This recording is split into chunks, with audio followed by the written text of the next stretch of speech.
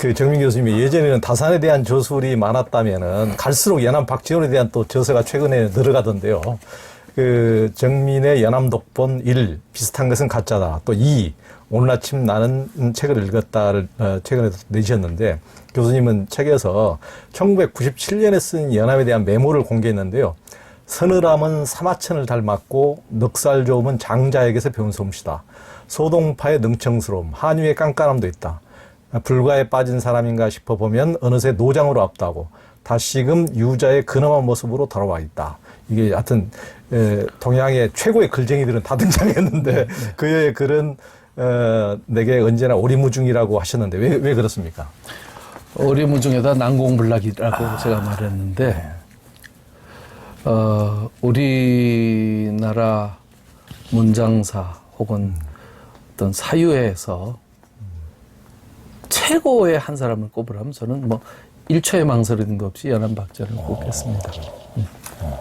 다산은 학자로서의 어떤 위치가 공고하지만 연암은 말하자면 문장가, 글쟁이로서의 연암은 압도적입니다. 따라올 수가 없죠. 근데 그 압도적이라는 것은 글재주의 문제는 아니거든요. 사유의 문제죠. 그가 가졌던 사유의 문제입니다. 사유의 힘이죠. 이번 학기 제가 연암 박지원의 산문을 가지고 한 학기 동안 대학원 수업을 진행했습니다. 매주 연암의 문장을 한 편, 두 편씩 주고 학생들이 거기에 대해서 리포트를 써가지고 오고 그걸로 이제 토론하는 방식으로 한 학기를 진행했거든요. 연암은 한 서너 주만 읽으면 학생들이 전부 선생님 연암 무서워요 그렇게 말해요. 압도가 됩니다. 무슨 말인지를 알 수가 없어요. 근데 너무너무 재밌어요. 근데 너무너무 재밌는데 무슨 소리인지를 알 수가 없고 읽을 때마다 달라요. 텍스트가 발신하는 의미가. 이런 텍스트는 우리나라에는 없습니다. 중국에도 없어요. 그러니까 중국 학생들도 한 3명이 들었는데 중국 학생들도 저는 놀랐어요. 이렇게 말해요. 연암은 정말 진짜 막강한 콘텐츠입니다. 그런데 두 강적이죠. 연암과 다산은. 다산은 정돈하는 스승입니다. 헝클어져 있으면 정신 사나워 이렇게 잘 챙겨서 이렇게 놓고 디렉토리를 잘 관리해야 돼. 공부는 이게 이제 연암의 다산의 공부법이에요. 헝클어진 것을 정돈해가지고 질서화시키는 데는 다산을 따라갈 사람이 없습니다. 연암은 헝클은 스승입니다. 교란시키는 스승이에요. 전복시키는 스승입니다. 이게 뭐예요, 선생님? 생각해봐. 뭐. 이거는 뭐냐? 엉뚱한 질문을 합니다. 이건 이건데요? 그럼 저거는 뭐야? 저거는 이건데요? 그럼 이것과 저것은 무슨 상관이 있어? 모르겠는데요? 생각해봐. 근데 그 안에 답이 들어가 있어요. 근데 그 답은 절대로 자기 입으로 말 안 합니다. 헝클어 놓죠. 헝클어 놓고 전복시킵니다. 사고를. 연암의 그 편지 중에 20몇 자짜리 짧은 편지가 있습니다. 마을의 꼬맹이가 천자문을 배우는데 읽기 싫어하는 것을 야단쳤더니 이 꼬맹이가 하는 말이 하늘을 보면 파랗기만 한데 하늘 천자는 파랗지가 않으니 읽기 싫어요! 라고 하더군요. 이 아이의 총명함이 글자를 만든 창일이를 기죽일만 합니다. 이게 편지 전문이에요. 응? 그러면서 그 편지 내용이 결국 뭐냐면 왜 하늘천 따지 거물현 누루왕이라는 그 정보를 교조적으로 받아들이냐는 거예요. 그렇죠. 하늘을 보면 파란데 왜 파란데 검다고 가르치냐고 의문을 제기하지 않느냐 너희는. 그따위로 공부하느냐 이 말이거든요. 그러면서 이제 그 말 한번 툭 던져주면서 아니 혼란에 빠뜨리게 하는 거죠. 그럼 어떻게 해야 돼요? 그럼 네가 알아서 해. 이게 이제 연암의 방식입니다. 다산은 아까 매뉴얼 딱 주고 카드 작업은 이렇게, 요건 이렇게 하고 분류는 이렇게 하고 이렇게 해서 정리해. 그래가지고 가져오죠? 그럼 앉아. 너 카드 이게 제대로 됐어 안 됐어? 몇 글자 쉬어봐. 글자가 넘었잖아. 그 다음에 이렇게 하면 안 돼. 이렇게 이제 무릎에 앉혀놓고 하나 해가지고 잘못된 걸 자기 입으로 다 확인시키고 확인 사살까지 해가지고 정확하게 방향을 짚어주는 건데 이렇게 큰 제자들은 자가 발전을 못해요. 선생이 시키는 대로 한 그 애들은 그냥 기술자일 수는 있지만 예술가가 되지는 못합니다. 그렇죠. 예술가가 되지는 못하죠. 그러니까 시키는 대로 하지. 예를 들어서 도예가가 그냥 물레는 돌릴 수 있지만 디자인이나 이런 거는 못 만드는 거죠. 그렇죠. 그러니까 다산의 제자들은 전부 시키는 대로 했고 매뉴얼대로 훈련된 애들이지만 자가 발전을 못했어요. 그러나 연합 밑에서는 박제가 나왔죠, 이동무 나왔죠, 쟁쟁한 사람들이 다 나왔습니다. 그게 스승의 그릇의 차이예요. 네. 그런데 이 두 개가 합체가 되면 천하무적입니다. 연암의 사유와 다산의 방법론을 장착하면 이건 천하무적이죠. 그러니까 다산의 지식경영법과 연암의 사유 방식. 두 분을 합쳐서 좀 나온 실학자는 없습니까? 뭐 한 사람도 따라간 사람이 없는데 뭐 합치는 게 있겠습니까? 그래서 이제 그렇죠. 제가 이제 한번 합쳐보려고. 그러니까 지금 이제 300년 뒤에 지금. 아니 뭐 제가 그게 되겠다는 게 아니고 이 두 가지 방법을 합쳤을 때 어떤 시너지가 나오는지에 대한 책을 사유를 한번 정리해 보려고 이제 다산에서 이제 방법론을 이제 어느 정도 정리가 됐으니까 이제 연암의 사유와 이것을 접속시켜서 조선 학술계의 어떤 하나의 패러다임의 변화가 어떤 동력에 의해서 가능했는지 그것을 좀 이제 살피는 것이 이제 앞으로 제 학문 인생에서 남은 과제, 해야 될 과제, 넘어야 될 산, 뭐 이런 생각하고 있습니다. 아주 중요하네요. 그러니까 정민 교수님도 아까 연암평 글도 아까 한유 장자 다 이제 언급된 것만 봐도 굉장히 명문인데 그 이제 교수님 평이 교수님도 글이 대단히 좋으신데 어느 분들이 만약에 교수님 보고 제가 보기에는 글쟁이라고 그러면 교수님이 화내실 것 같아요. 왜냐하면 글이라는 것은 그분의 치열한 탐구 정신과 사유에서 나오지. 사유죠. 이게 어떤 글의 재주가 말재주가 아니거든요. 말재주가 아니거든. 그러니까 이제 정민 교수님한테 어떻게 글을 잘 쓰십니까? 이렇게 하면 교수님이 속으로 화내실 것 같은데 저도 우리 정 교수님만큼 글을 못 쓰지만은 간혹 가다가 조 기자님 어떻게 글을 그렇게 잘 쓰세요? 그러면 솔직히 속으로 화나거든요.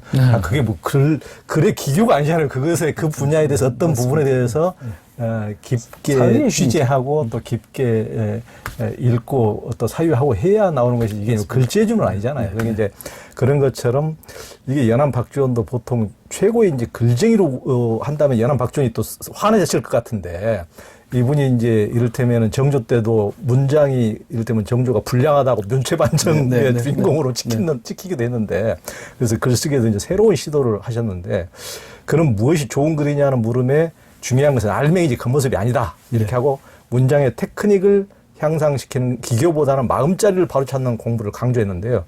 연암의 글쓰기의 특징이 굉장히 좀 그런 면에서 좀 남다른 점이 다르죠. 연암은 글쓰기의 힘도 다르고 압도적입니다. 한마디로 그렇게 말씀드릴 수 있어요. 근데 이제 이게 핵심이 뭐냐면 상동구이. 같음을 숭상하되 다름을 추구한다. 그 말로 이제 압축할 수 있어요.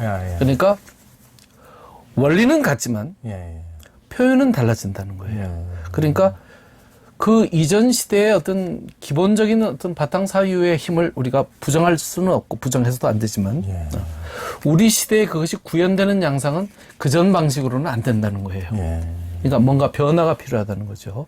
그러니까 어떤 인식의 갱신이 있어야 된다는 거예요. 그러니까 기존에 있던 것을 고리타분하게 그대로 복제하는 방식으로는 절대로 먹힐 수가 없다는 겁니다. 문장도 그렇죠. 그러면 중국에서 먹혔던 것이 일로 들어오면 안 먹혀요. 그러면 우리식으로 바꿔야죠. 그 다음에 옛날에 먹혔던 것이 지금 안 먹혀요. 그럼 바꿔야죠. 이게 이제 일종의 눈금 조정론이거든요. 예를 들면 그렇지 않습니까? 오늘날 아침에 차를 내가 시속 120마일로 달려왔어. 그러면 이게 말이 됩니까? 출근 시간에 120마일이라는 게. 그런데 그냥 말하면 이게 얼마나 빠른지 모르잖아요. 내가 시속 한 170km 달려왔어. 이러면 미친놈. 이렇게 말하겠지만 120마일 그러면 헷갈린단 말이죠. 키가 어떻게 되세요? 그럼 제가 176인데요. 이렇게 말하면 알지만 제가 182입니다. 그러면 에이 거짓말. 금방 알지 않습니까? 7잔 내치예요. 이러면 모른단 말이에요. 몸이 70근입니다. 이러면 압니까? 그래서 예전의 언어라는 것은 사실은 근관으로 되어 있고 자척으로 되어 있는 언어고 서양의 언어라는 것은 사실은 파운드나 마일이나 이렇게 된 언어지 않습니까? 오늘 우리는 센치와 킬로그램을 쓰는데 그러면 저는 연암의 언어와 다산의 언어를 킬로그램과 센치로 환원시켜주는 역할을 하는 번역자죠. 통역가죠. 그걸 해서 오늘의 언어로 이제 바꿔주면 무슨 말인지 모르는 거를 알아들을 수 있는 언어가 또 이제 바뀌는 거죠. 그럼 연암의 시대도 마찬가지입니다. 우리가 우리 시대를 표현하는 언어는 어때야 되는가? 연암이 고민한 건 그거거든요. 그러면 북벌의 시대가 아니라 북학의 시대가 왔는데 우리가 여전히 북벌의 이데올로기에서 벗어나지 못한다고 하면 이 이데올로기를 깨야 되겠다는 겁니다. 이게 연암의 언어가 이제 호질의 언어고 양반전의 언어고 허생전의 언어인 거예요. 이것은 결국 뭐냐면 허구와 위선을 통렬하게 깨부수는 언어거든요. 그럼 우리 시대에서 사실은 필요한 것은 우상의 파괴라는 거예요. 연암의 입장에서 볼 때는. 그러면 이 우상의 파괴 이후에 무엇을 세울 것인가에 대한 대안이 있어야 될 거 아닙니까? 여기에서 이제 여러 가지 어떤 이용 후생의 어떤 이야기라든가 열하일기에서 보여주는 비전 같은 것들이죠. 제가 예전에 하버드 연칭에 1년 가 있을 때 거기에 이제 부소장이 중국 여성이었는데 그분이 티베트 연구자였어요. 이 사람이 하는 소리가 제가 이제 연암 이쪽 잘 아는 걸 알고 야 나는 열하일기를 봤는데 그 중에서 이 티벳 관련은 압도적이다 이렇게 말하더라고요. 거기에 심세편이라는 게 있어요. 형세, 국제 형세에 대한 탐문하는 거죠. 살펴보는 건데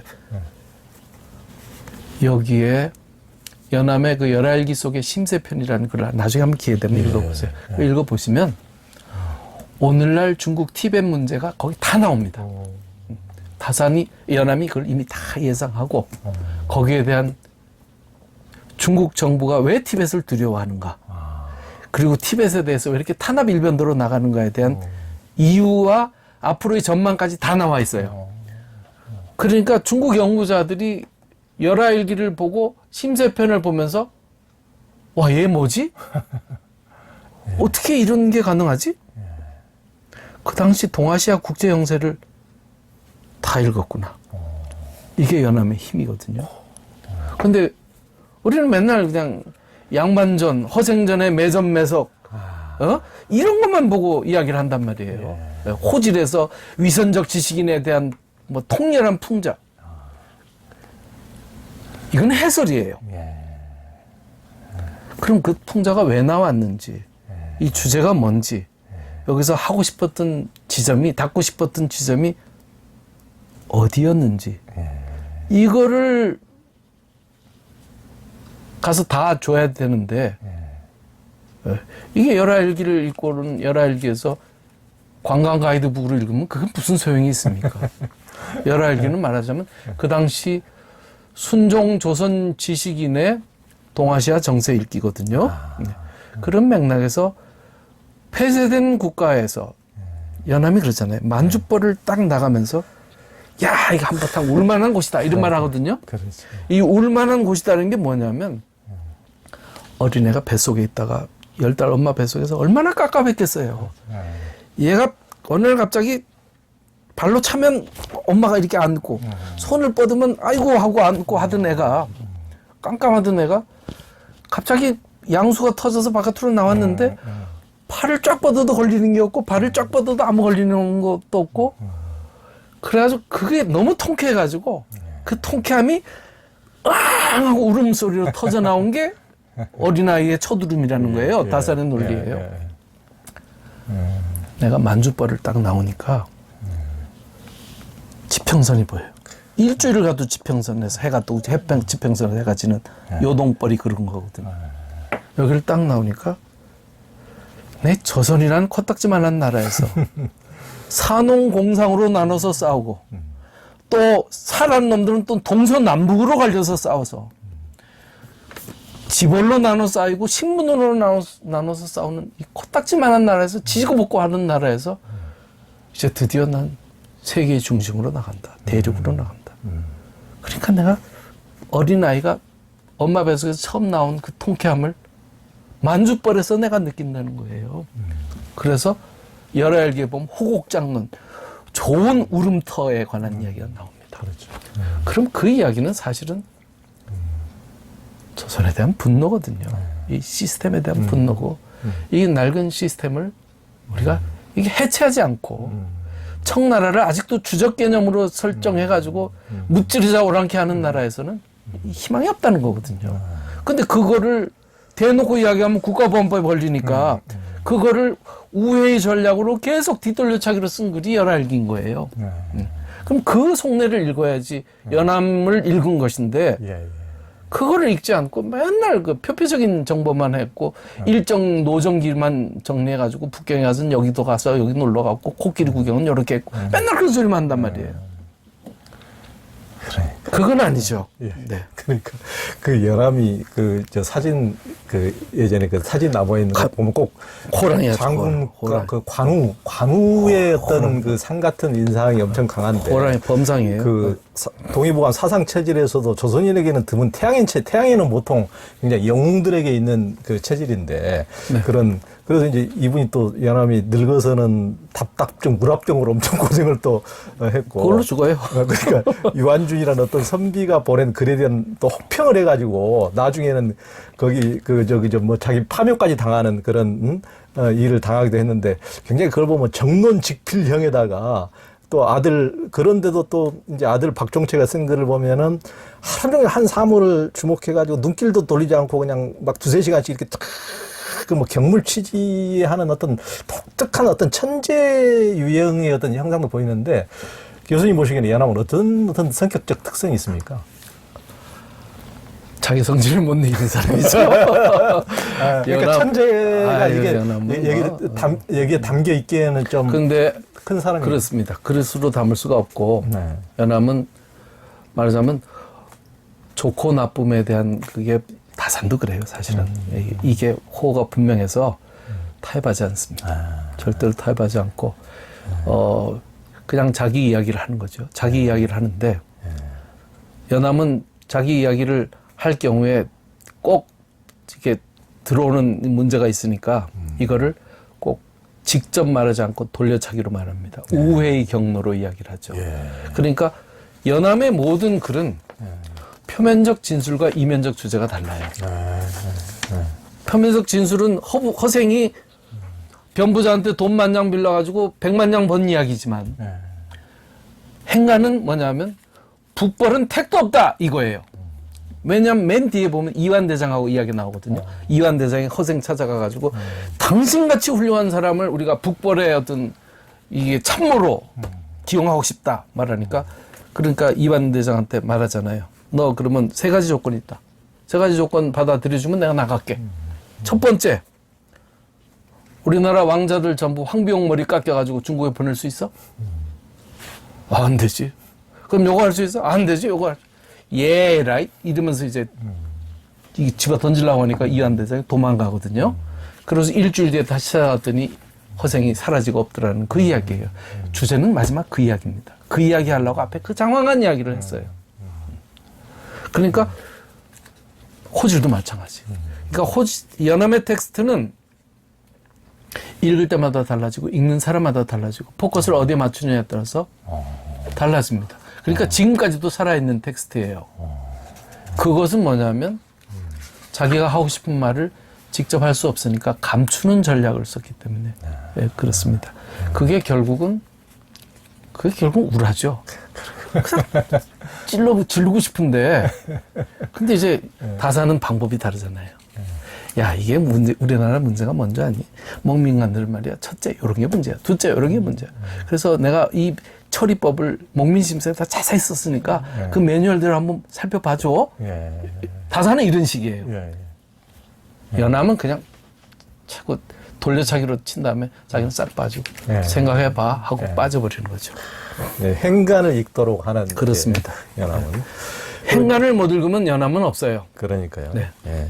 정민 교수님은 이게 정민의 연암 독본 2에서 학자들의 글쓰기관을 이제 소개를 하셨는데 다사는 한 글자를 읽을 때마다 뜻이 분명치 않는 부분이 있을 경우 널리 살펴보고 자세히 궁구하여 그 근원이 되는 뿌리를 얻어야 된다. 이렇게 했고 네. 주자의 객물치지의 격은 다산이 말하기를 밑바닥까지 다 캔다는 뜻이니까 밑바닥까지 다 캐내지 않으면 결국 아무 보탬이 없을 것이다. 이게 이제 다산이 말이고 또 이정직은 글쓰기는 나라를 다스리는 것과 같아서 문장과 단락이 관리가 각자 직분에 따라서 그 역할을 하듯이 질서 있게 해야 된다고 네. 했고요. 또 송대 도학자인 주돈이는 그런 도를 실현하는 수레와 같다고 했고 주역의 대가였던 정의는 문장 공부는 도학 공부에 방해가 될 뿐이니까 사물에 정신이 팔려서 뜻을 알게 네. 뜻을 잃게 하는 것이라고 이제 몰아붙이기도 했는데 글쓰기 연습에 대해서 연암 박지호는 글 쓰는 사람이 잊지 않을 것을 이제 갈길과 요령 두 가지를 들었는데 즉 주제의식을 뚜렷이 가져야하고 목적지로 도달하는데 효과적인 길을 선택하는 구성을 취하라. 네.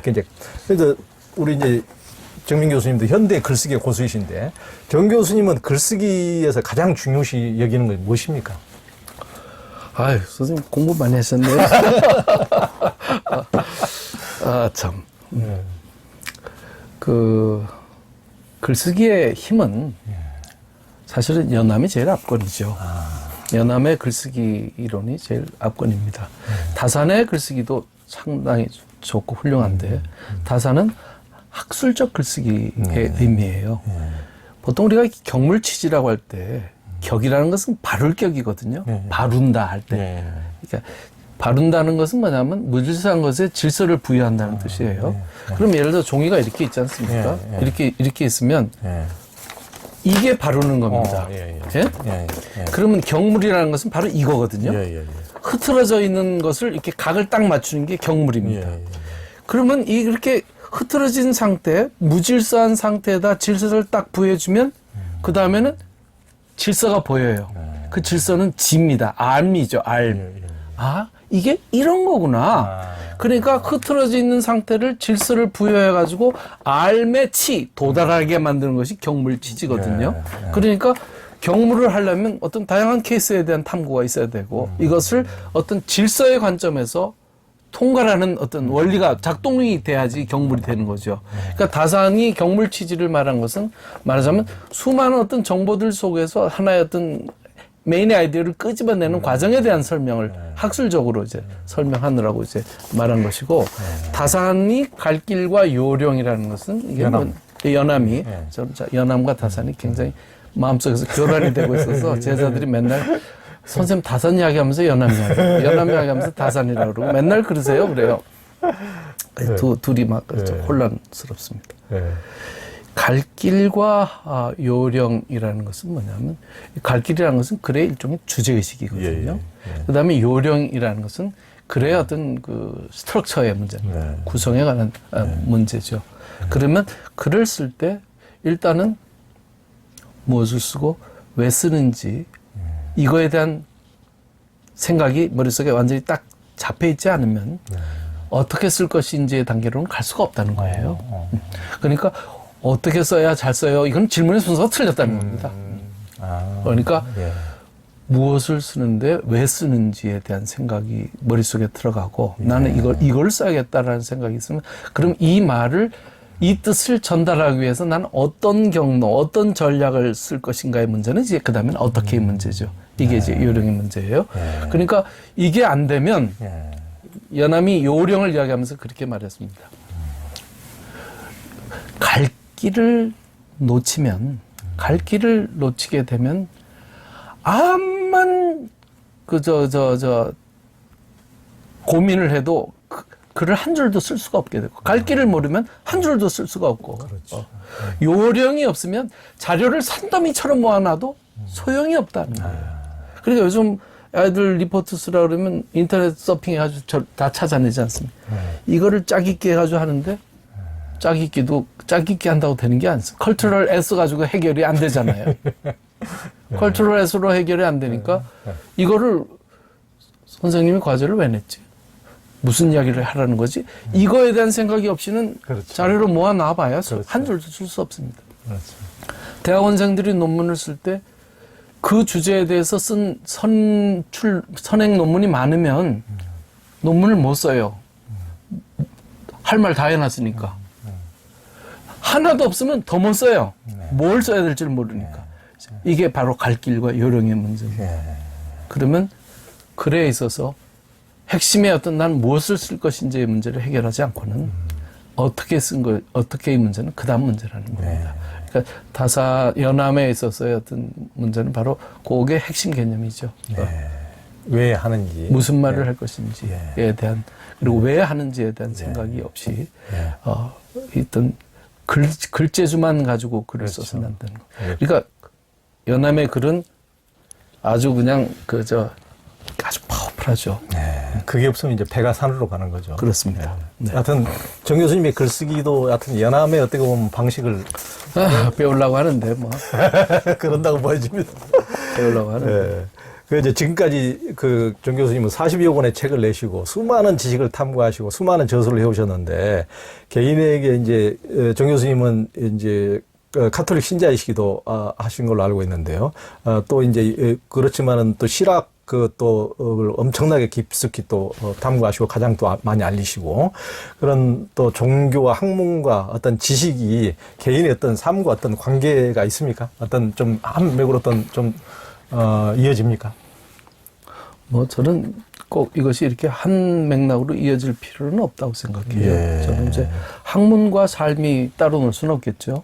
그러나 이제 지금 제 상태에서는 뭐 제가 뭐 종교에 대해서 그렇게 깊은 어떤 뭐 그런 상태는 아니니까 종교적 신념이 학문적인 어떤 영역의 문제와 1대1로 이렇게 대응돼야 된다고 생각하지는 않아요. 제가 천주교를 연구하는 것은 천주교 신자이기 때문에 연구하는 것이 아니고 이것이 굉장히 중요하고 가치 있는 문제인데 우리 학계가 다루지 않았기 때문에 이것의 행간의 의미를 깊이 천착해야 되겠다는 절실한 생각이 있어서 연구하는 것이지 제가 천주교 신자이기 때문에 이걸 연구하는 것은 아닙니다. 그런 면에서는 종교적 신념과 학문적 신념은 저는 명백하게 구분하는 것이 옳다고 생각합니다. 그래서 이제 그래 이제 국학 쪽에서 흔히 하는 저게 천주교 신자라니까 다산을 천주교 신자 못 만들어서 전날리지 이렇게 생각하고요.